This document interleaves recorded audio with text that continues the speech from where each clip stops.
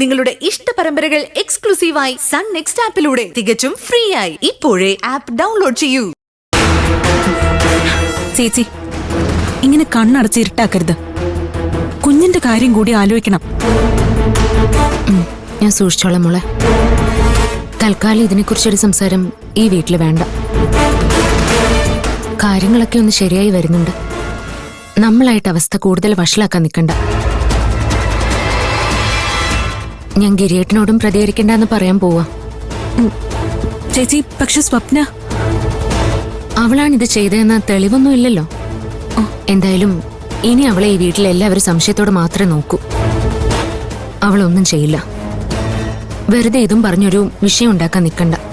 നീ അതിങ്ങത്താ.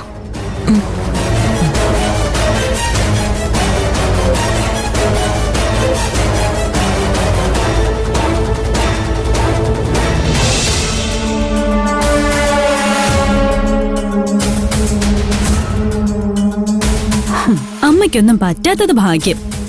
ഇനിയെങ്കിലും ഭക്ഷണം ഉണ്ടാക്കുമ്പോ ഒന്ന് സൂക്ഷിക്കണം. പഴകിയ സാധനങ്ങളൊന്നും ഉപയോഗിക്കരുതെന്ന് ഞാൻ പണ്ടേ പറയാറുള്ളതല്ലേ. അമ്മ കേൾക്കില്ല. ഇപ്പൊ അനുഭവിച്ചല്ലോ. ബാക്കിയുള്ളവരെ പറ്റിക്കുന്നത് പോലെ എന്നെ പറ്റിക്കാവെന്ന് കരുതി. നീയാ ആ പായസത്തിൽ വിഷം കലർത്തിയെന്ന് എനിക്കറിയാം. വിഷോ? ഞാനോ? നീ വെറുതെ ഉരുണ്ട് കളിക്കല്ലേ മോളെ. മഞ്ജുവിന് വിഷം കൊടുത്ത് കൊല്ലാനുള്ള ദേഷ്യം ഈ വീട്ടിൽ നിനക്ക് മാത്രമേ ഉണ്ടാവൂ. അടുക്കളയിലേക്ക് നീ കയറി വന്നത് എനിക്ക് നല്ല ഓർമ്മയുണ്ട്. അപ്പോഴല്ലേ നീ പായസത്തിൽ വിഷം കലർത്തിയത്? ഞാൻ വിഷമൊന്നും കലക്കിയിട്ടില്ല. ഞാൻ അത്രയ്ക്ക് ദുഷ്ടത്തരം കാണിക്കുന്നാണോ അമ്മ വിചാരിക്കുന്നത്? നീ അതും അതിനപ്പുറവും ചെയ്യും. പക്ഷെ നീ ഒറ്റയ്ക്ക് ഇതൊന്നും ചെയ്യില്ലെന്ന് എനിക്കറിയാം.